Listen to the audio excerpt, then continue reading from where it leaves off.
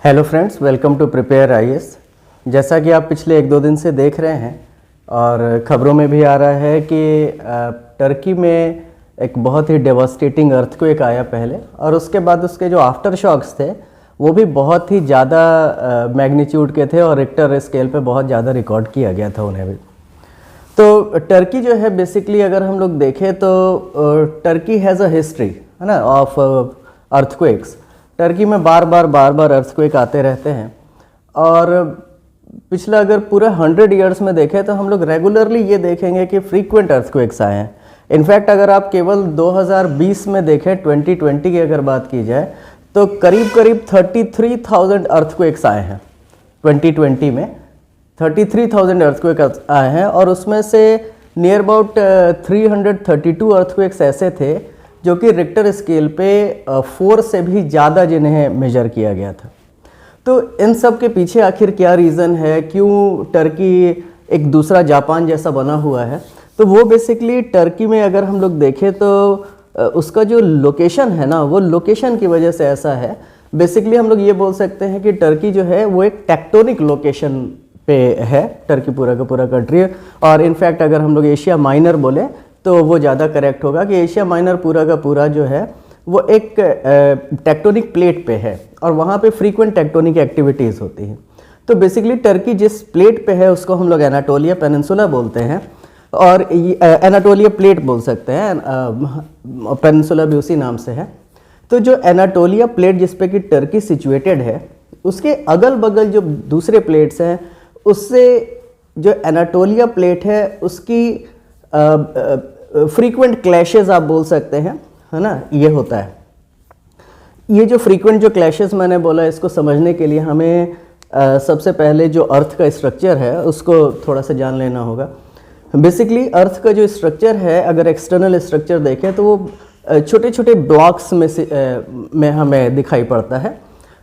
आप इसको ऐसे समझ सकते हैं जैसे कि हम लोग एक एग ले, अंडा, और उसको हम लोग बॉयल कर लेते हैं। तो बॉयल करने के बाद जब उसका जो बाहरी जो शेल होता है, जब हम उसे पील ऑफ करना होता है या छीलना होता है, तो हम लोग उसको कहीं पे हल्का सा ठोकर मारते हैं। जब हम लोग उसे ठोकर मारते हैं तो एग का जो शेल होता है उसके ढेर सारे, उसमें अगर आप देखें, क्रैक्स आ जाते हैं, और उन्हीं क्रैक्स से हम लोग उस एग को छीला करते हैं।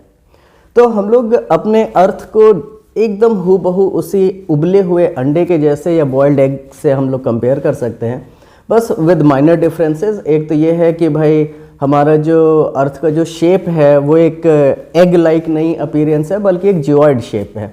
और दूसरा ये हम लोग बोलेंगे कि अगर आप उस अंडे को, उबले हुए अंडे को, अगर एक हम लोग इमेजिन करें कि ऐसा कुछ हो सकता है कि जैसे मान लीजिए परमानेंट इलेक्ट्रिसिटी है, परमानेंट पावर सप्लाई है, और उसको हम लोग रेफ्रिजरेटर में रख दें और हमें कुछ ऐसा ऊपर वाला वरदान दे दे कि हमें लाखों साल की उम्र मिल जाए।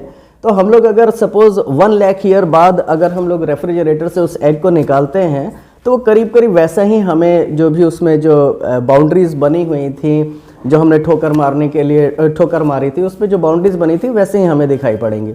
लेकिन अगर हम लोग अपने अर्थ में देखें तो अर्थ में भी उसी तरह के आपको ढेर सारे क्रैक्स मिलेंगे, लेकिन वो जो क्रैक्स जहाँ पे आपको आज दिख रहे हैं वो 1 लाख साल बाद आपको या 2 लाख साल बाद आपको वहाँ पे वो क्रैक्स नहीं दिखेंगे। इसका मतलब ये निकल रहा है कि वो जितने भी छोटे छोटे जो पीसेज होंगे, जिसको हम लोग एग के शेल लाइक जब अपीयरेंस की बात कर रहे हैं, वो जो छोटे छोटे जो क्रैक्स हैं और बीच में जो पीसेज बन रहे हैं वो सारे के सारे मूव करते रहते हैं। तो जो भी हमारे जियोलॉजिस्ट हैं उन लोगों ने पूरे अर्थ का जो एक्सटर्नल जो स्ट्रक्चर है उसको उन लोगों ने 15 मेजर प्लेट्स में बांट रखा है। वही जो छोटे छोटे जो ब्लॉक्स हैं उसको हम लोग प्लेट बोलते हैं। ये जो सारे के सारे जो प्लेट्स हैं ये स्थिर नहीं रहते हैं, जैसा कि हमने अभी एग में देखा था, उसमें वहीं पे वो स्थिर रहेगा, इसमें स्थिर नहीं रहते, बल्कि सारे के सारे प्लेट्स मूव करते रहते हैं। तो ऐसे में अगर सारे प्लेट्स मूव करते रहते हैं तो ऐसी सिचुएशन में हमें 3 टाइप के मूवमेंट देखने में मिलते हैं। एक तो ये है कि जब 2 प्लेट्स आमने सामने आ रहे हो, जिसको हम लोग कन्वर्जेंस बोलते हैं। एक ये सिचुएशन हो सकती है कि जब 2 प्लेट्स एक दूसरे से दूर जा रहे हैं, जिसको हम लोग डाइवर्जेंस बोल सकते हैं। और तीसरी कंडीशन ये है कि जब 2 प्लेट्स एक दूसरे के अगल बगल से जा रहे हैं और एक दूसरे को फ्रिक्शन करते हुए या घिसते हुए आगे बढ़ जाए। ये 3 सिचुएशन हो सकती हैं, और ये तीनों ही अगर आप देखें तो कई सारे जो अर्थ के जो एक्सटर्नल स्ट्रक्चर है उसमें जो हलचलें पैदा होती हैं, ये तीनों चीज़ें ही उसी के लिए उत्तरदायी या रिस्पॉन्सिबल हम लोग मानते हैं।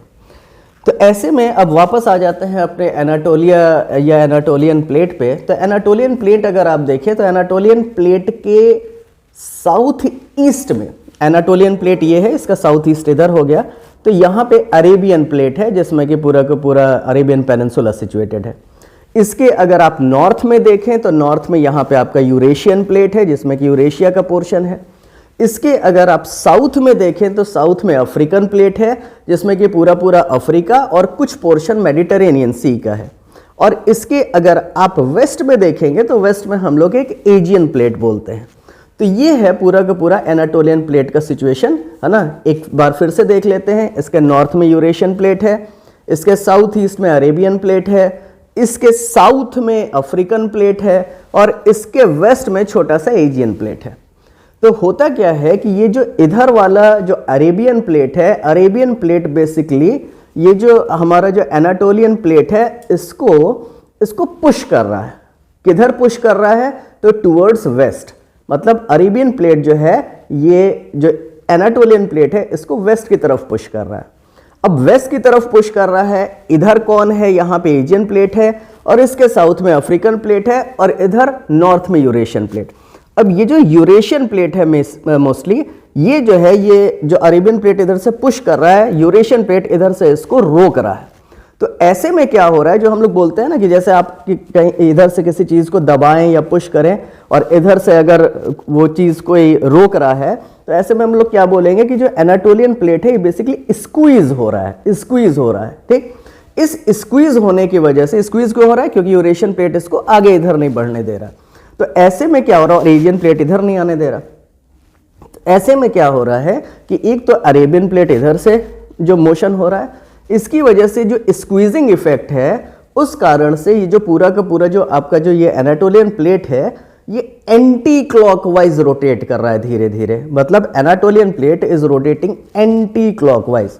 अब एंटी क्लॉकवाइज जो रोटेशन है, उसकी वजह से कुछ सिस्मिक जोन्स बने हुए हैं। सिस्मिक जोन्स का मतलब है जहां पे अर्थक्वेक एक्टिविटी बहुत ज़्यादा देखने में आती है। कहाँ कहाँ पे आती है?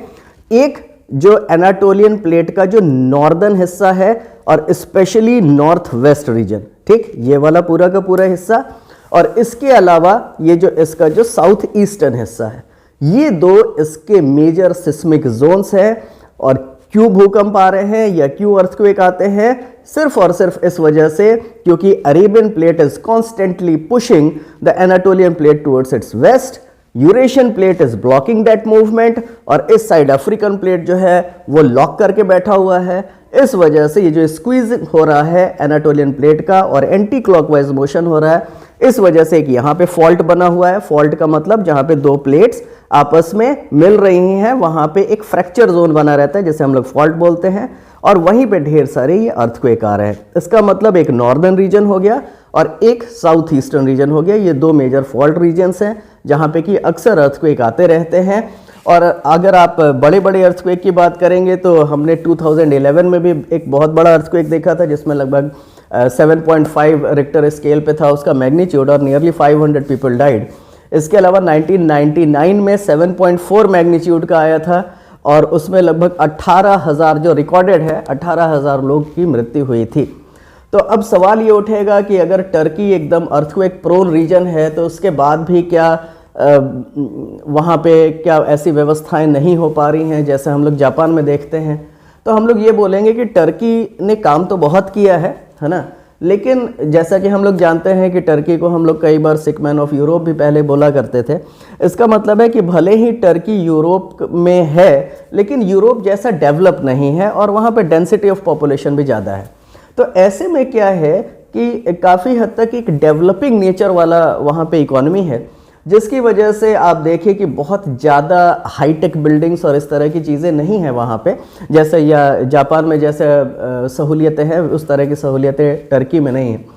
तो वहाँ पे हम लोग देखेंगे तो ज़्यादातर बिल्डिंग्स अभी भी जो अर्थक्वेक प्रोन रीजन्स है वहाँ भी आप देखें कि वहाँ पे मोस्टली कंक्रीट, जो ब्रिटल कंक्रीट जिसको हम लोग बोलते हैं उसकी बिल्डिंग्स हैं। और वहाँ पे ऐसा माना जा रहा है कि जो अभी कल और परसों में जो अर्थक्वेक्स आए हैं उसमें करीब करीब 900 के आसपास जो इमारतें हैं वो पूरी तरह से धराशायी हो गई हैं और वो बेसिकली कंक्रीट की बिल्डिंग्स थी। तो ये ज़रूर है कि टर्की को इस पे ज़रूर ध्यान देना होगा कि कुछ अर्थक्वेक रेजिस्टेंट बिल्डिंग्स जिस तरह से जापान में बनाए जा रहे हैं उस तरह से कुछ उपाय ज़रूर करने होंगे। और इसके अलावा इस बार जो ज़्यादा डेवस्टेशन हमने देखा है वो उनके जो सीरिया बॉर्डर है वहाँ पे हमने देखा है। तो वहाँ पे जो ढेर सारे जो रिफ्यूजी कैंप्स हैं उनको भी किस तरह से रिहेबिलिटेट किया जा सकता है, इंटरनेशनल जो भी प्रयास किए जा सकते हैं वो ज़रूर करने चाहिए। और बाकी जो भी डिज़ास्टर मैनेजमेंट में जो कुछ भी टर्की कर सकता है वो शायद किया ही जा रहा है वहाँ पे। तो होपफुली आगे सब कुछ अच्छा हो। लेकिन हाँ, ये ज़रूर है कि हम लोग ये नहीं बोल सकते कि टर्की में आगे अर्थक्वेक नहीं आएंगे, बिल्कुल आते ही रहेंगे जैसे जापान में आते रहते हैं। टर्की में बस यही किया जा सकता है कि जब आप किसी आपदा से बच नहीं सकते हैं, जब आप डिज़ास्टर से बच नहीं सकते हैं, तो हाँ ये ज़रूर किया जा सकता है कि जो डैमेज होता है उसको कम करने के प्रयास ज़रूर किए जाने चाहिए। Thank you.